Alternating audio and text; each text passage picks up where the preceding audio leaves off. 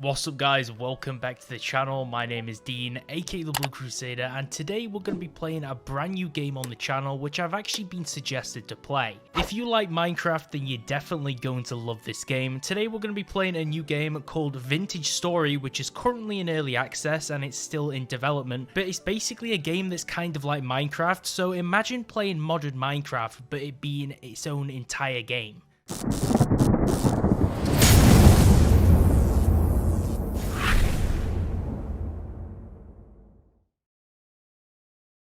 So I've never actually played Vintage Story before, so I'm actually super excited to actually get into the game and learn how to play it. So basically Vintage Story is an independently developed game, and I will put the link in the description down below for you guys to go play it. This video isn't sponsored, they haven't asked me to play this game. I was just suggested this by a subscriber and I wanted to check it out. So we have single player, which we're going to be starting in our own world momentarily.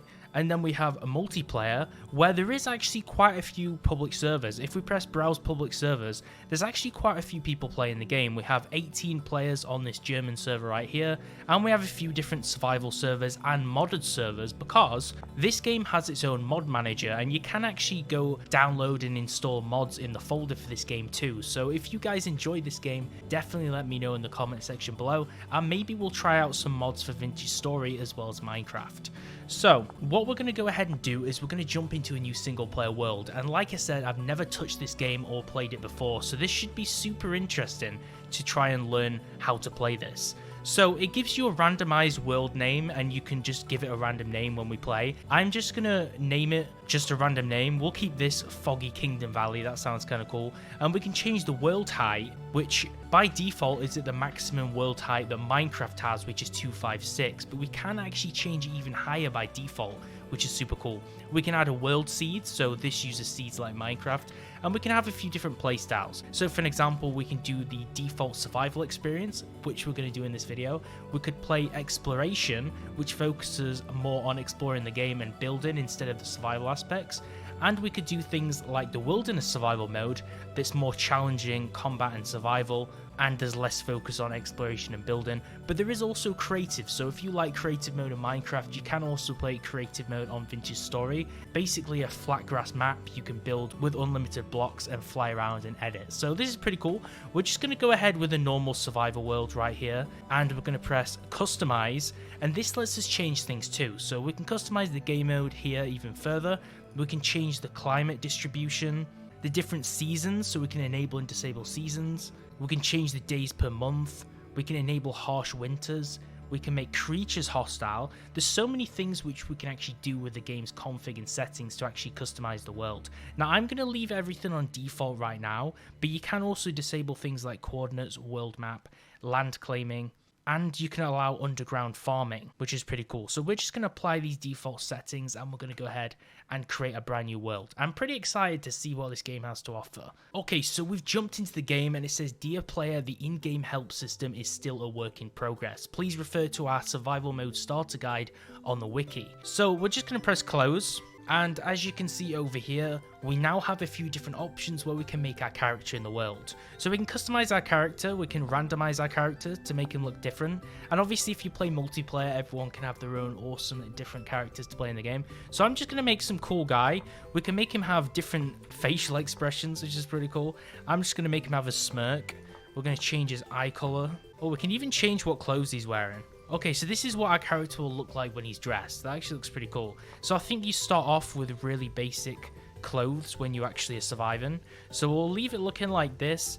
We can change the hairstyle as well. We can even have an afro. Look how cool that is. The first thing I've noticed is there's actually a lot of options in this game to customize your characters. To say that this game's already only in the development stage, there's actually quite a lot of stuff. Now this game has obviously been around for a while right now. I did first discover this game probably like a year ago, although this is the first time that I bought it and I've played it. And so far I'm actually pretty not only excited, but I'm actually quite impressed. Okay, let's just give ourselves this hair, and we can also change different hair extra options. So obviously if you're playing a female character or if you want to add further customizability, you can add things to your hair like braids, ponytails, top knots, things like that, which kind of looks like a Flintstones character. So we can change a few things. We could also add a mustache, and we could add a beard to our character as well. I do have a beard, so I'm going to put a beard and a mustache on my character, and we're going to give him a darker hairstyle. Okay, so this is our character. I'm pretty happy with this character. So this is what he's going to look like when he's dressed. Now, in this game, these skin tones are not humans. I think the race you play as is a custom race.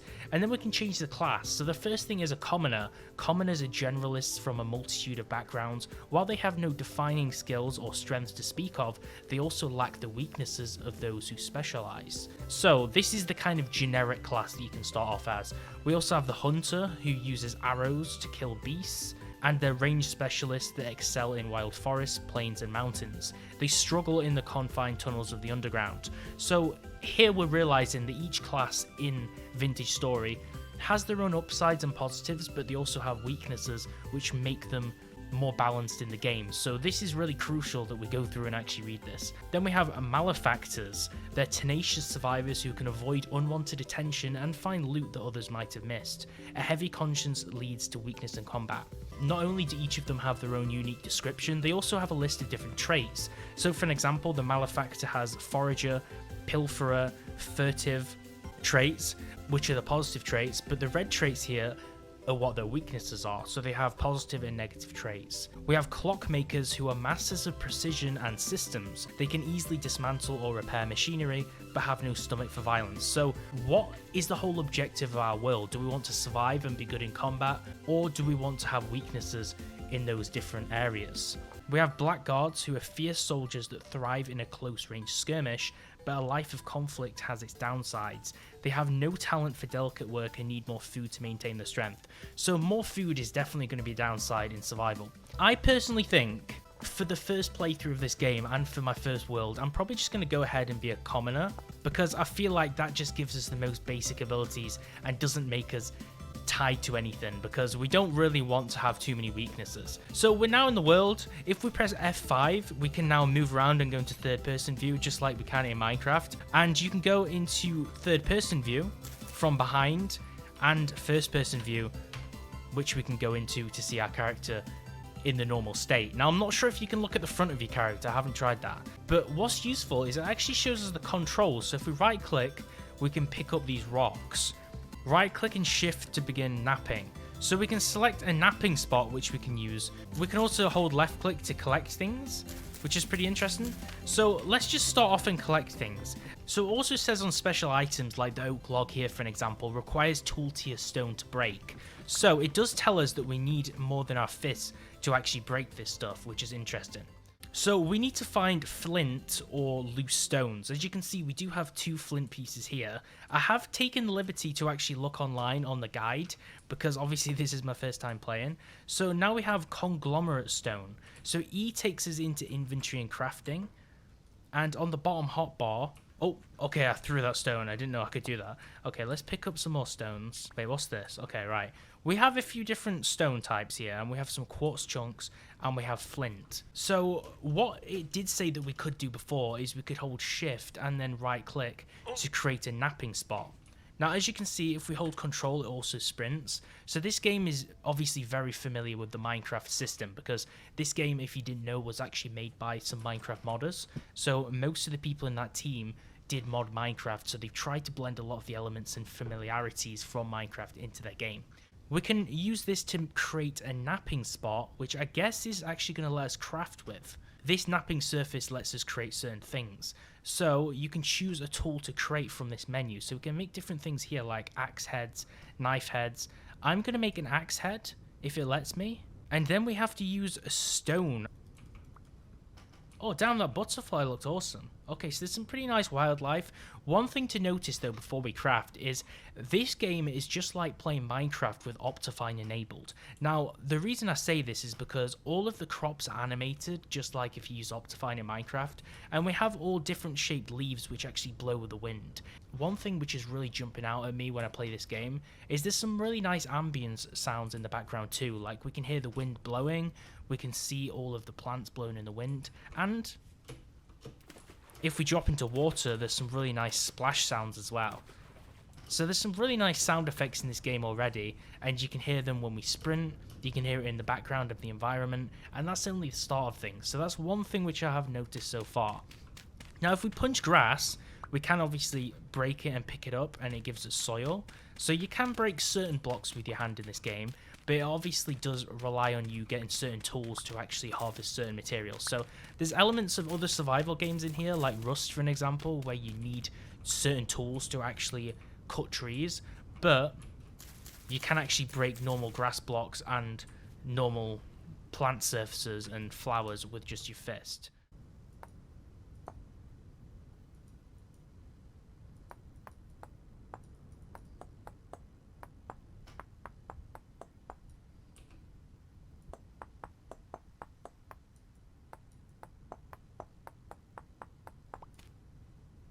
Okay, what did I just do? Oh, okay, I made a flint axe head, so that's how I do it. Okay, so I used the conglomerate stone to etch out the axe head out of the template of the flint that we created. Ah, okay, so I actually used that to create an axe head. So that's how we actually craft stuff. So you place down the flint napping station, and then we can actually cut out our tools out of the stone. So that's a really nice system. It makes it a little bit different from certain other survival games where you just have a crafting grid like Minecraft, or you just have a crafting window like Rust where you just click and it makes it. On this, you actually have to carve out your tools and use real crafting to actually make them. So that's a system which I like. I didn't know that was a thing. Okay, what did we pick up? Carrot seeds.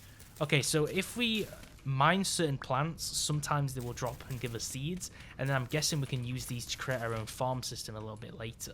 So that's really interesting stuff. That's pretty cool.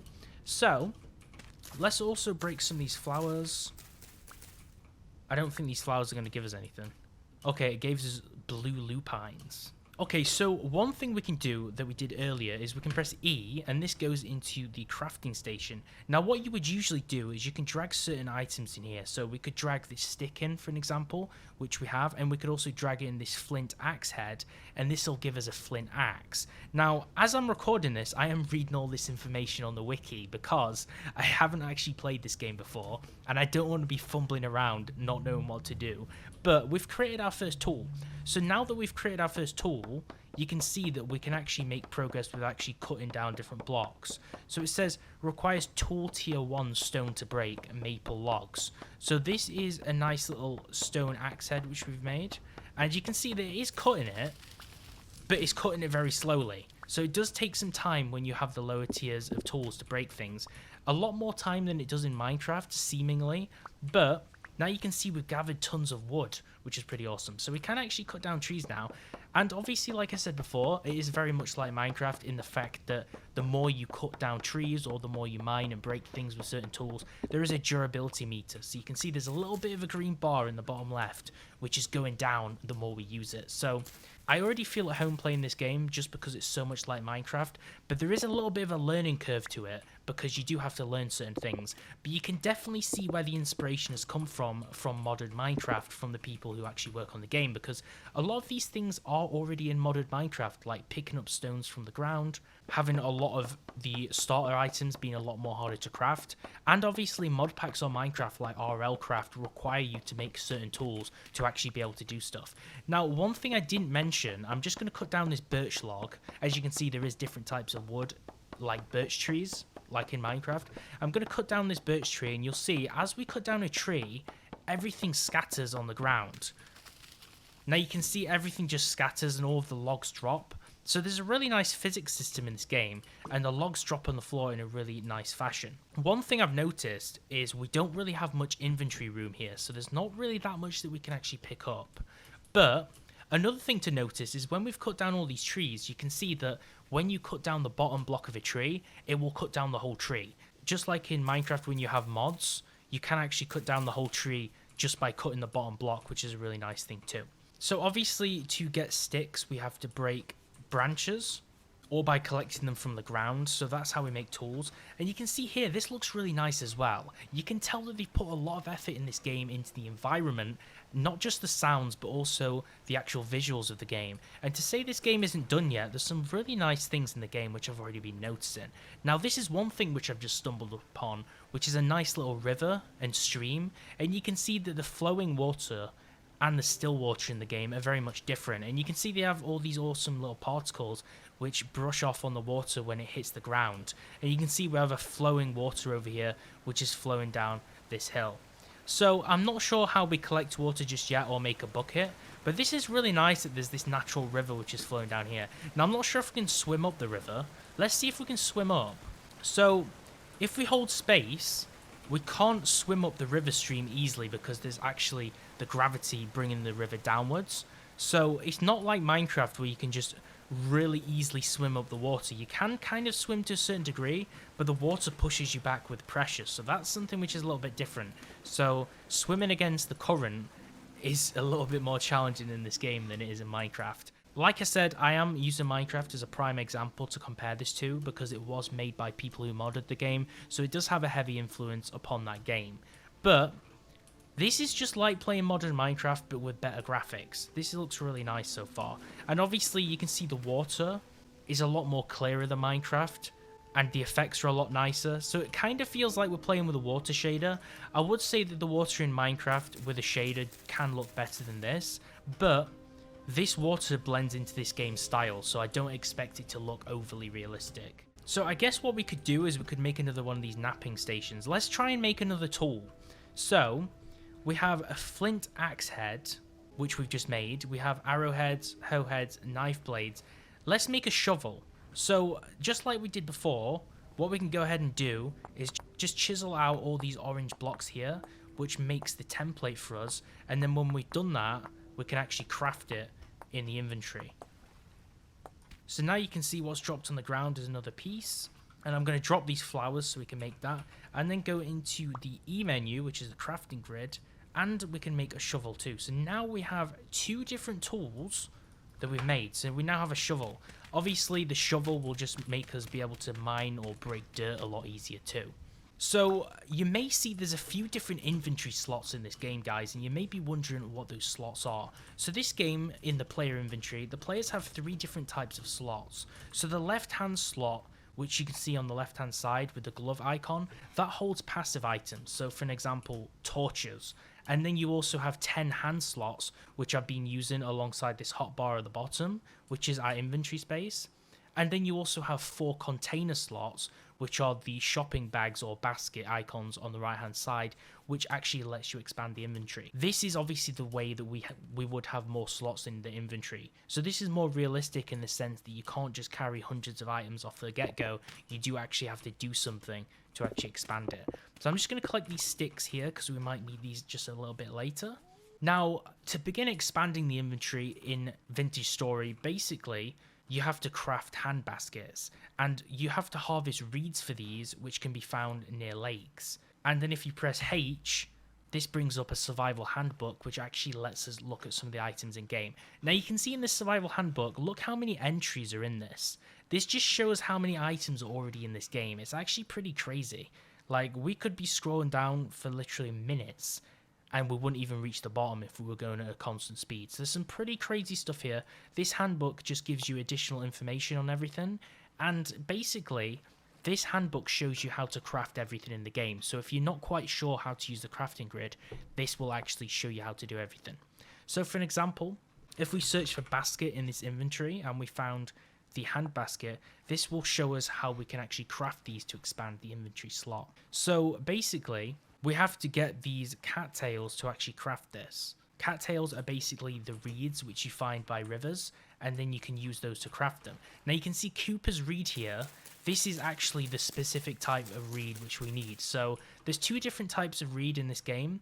There's Cooper's reed and papyrus, and these are both used to actually craft these bags. So I'm going to drop my logs because right now we need to focus on this, but we're going to break some of these and pick them up and then use these to craft some bags so we can actually expand our inventory, because that's the first step that we need to do so we can actually carry stuff. Because right now we literally have 10 slots, which is definitely not enough. We've only just started off the game, but we've already basically filled all those slots. Let's go ahead and gather some of these, and we can look at the recipe again, and you can see the recipe requires 2 in each slot and we need 5 of them. So we need 10 in total to actually craft our first hand basket, and you can use up to 4 when you want to expand the inventory. So for now, I'm just going to craft 1, and then obviously expand the inventory. And then if we see any more of these reeds, I'm going to gather them along the way. So now we have 9, and now we have 10. Okay, so let's go ahead and craft this. So the crafting recipe is just basically like a bucket on Minecraft. So we're going to go ahead and we're going to split these items and make them here. And then we can just drag the item on here. And then you can see that we've now added an expansion slot, which is a basket, onto our inventory. So when we drag the basket on, it gives us 3 additional slots. So when we press E, not only is it a crafting grid on the right hand side, it also acts as your further inventory. So any more items that we pick up, which we can't fit in our slots, will be put into those baskets. So let's go collect some items, like these logs for an example, and then collect some more items, and eventually they will go in that inventory. So let's get some more of these reeds, because we have no space for those in our hotbar. And now you can see when we press E, these cattails go into our inventory. So now we've expanded our inventory with one of these baskets, and we can do that a further 3 times to get some more inventory space. So pretty interesting stuff. Now, another thing I noticed when playing this game so far is I really like how when you mouse over an item, it shows you exactly what that is. This is another thing which is very prevalent in modded Minecraft in a lot of mod packs. There is a mod where when you hover over any block in game, it'll tell you what that block is. This game has implemented that into the vanilla game, which is really nice. So, like I said before, I had no clue which of the plants were those reeds that I needed to collect to expand the inventory, but luckily, since it tells me what the items are when we mouse over them, it was pretty easy to do that. Now you can see our character looks pretty cool, right? I actually like how the characters look a bit different to Minecraft. They make the game a little bit more unique.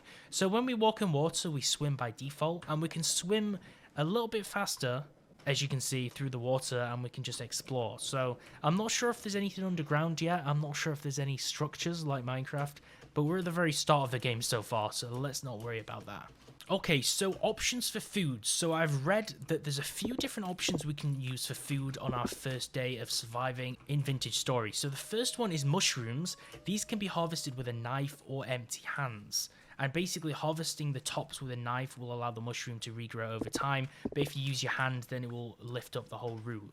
So mushrooms are things that we can find. So at some point, we're going to have to find some food. And we're going to have to craft a knife if we want those mushroom farming to be more sustainable. Wait, what are these? Oh, there's some nice animals. These foxes. We have a male and a female fox. Maybe we can do some kind of animal husbandry or have them on a farm at some point in the future. It depends how far this world goes.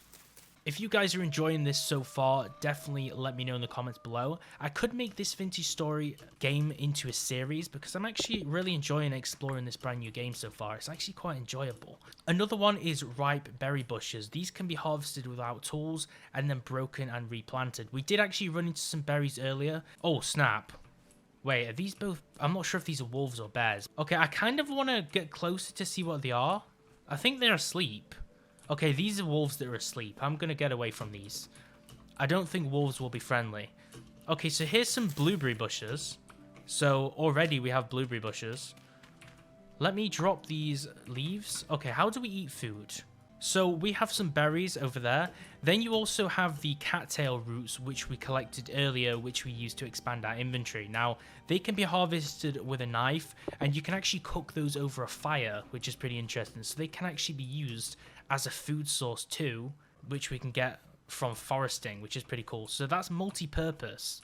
And then obviously, if we were evil and we wanted to kill some animals to get meat, then we would use a knife to harvest the meat too.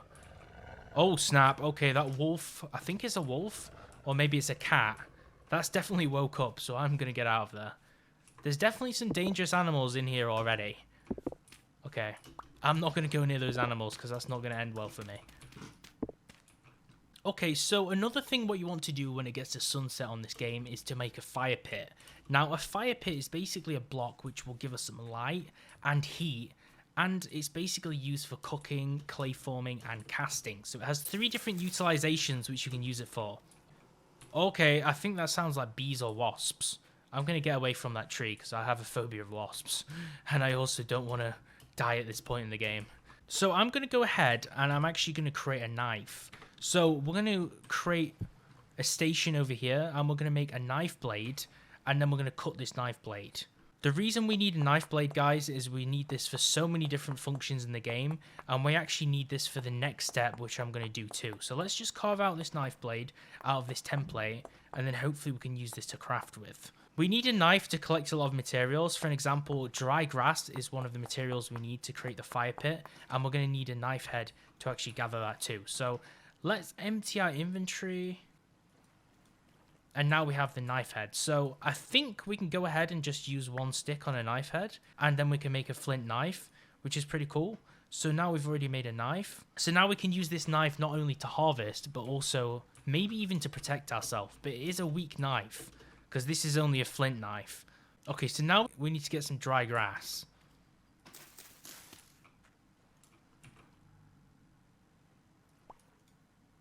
Okay, we have dry grass, so we can just harvest these leaves to get dry grass.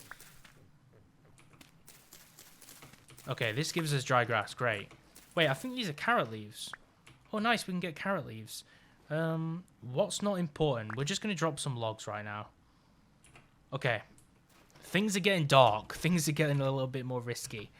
So if we search fire pit, you can see that basically you place dry grass on the ground and then add 4 firewood to it. And when the fire pit is completed, you can ignite it with a fire starter or a torch. So basically, firewood is obtained by breaking certain trees, or it's crafted with an axe and a lock. So, I'm not sure how that specifically works. Can I just place my axe in there? Ah, okay. So it uses the durability of the axe to make firewood. So now we have firewood. Okay, I can't see a thing. This is not good. Let me just eat these carrots. And then I think I'm going to eat some of these berries as well. Okay, the food bar on the right-hand side is very long. So you can see we need a lot of food to satiate our appetite. So, where's our dry grass? Let's transfer this dry grass into our hotbar. Oh, I'm losing health. Okay, something attacked me.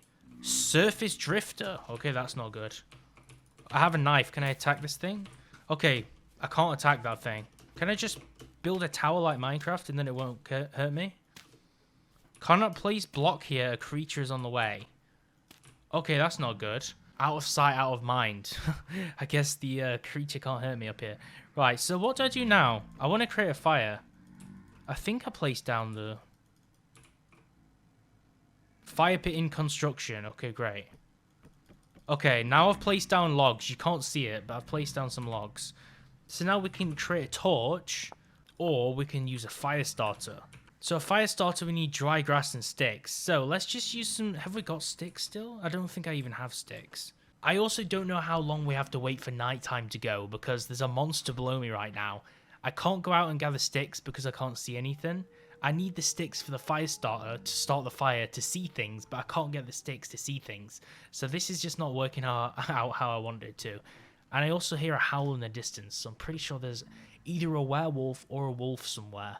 So I'm not safe on my wooden tower, but let's just hope that we can just chill up here until the monster comes.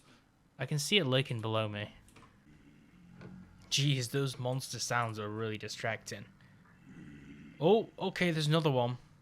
There's another white monster that's dropped. These are called surface lurkers.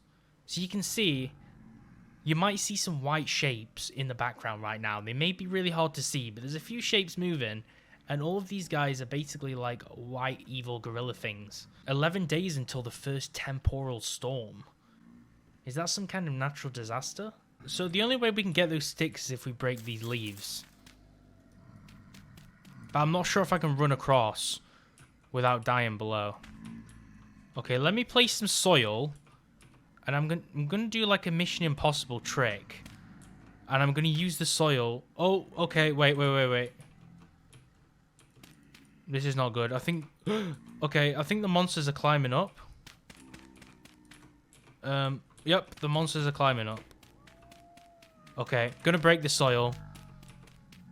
As soon as I started connecting a bridge across, the monsters started climbing up and trying to kill me. Apparently this game has better mob pathfinding than Minecraft, so mobs are pretty smart about where they want to move and where they want to go in this game. So that's duly noted, and I need to be more careful next time. I wonder if we can make a spear.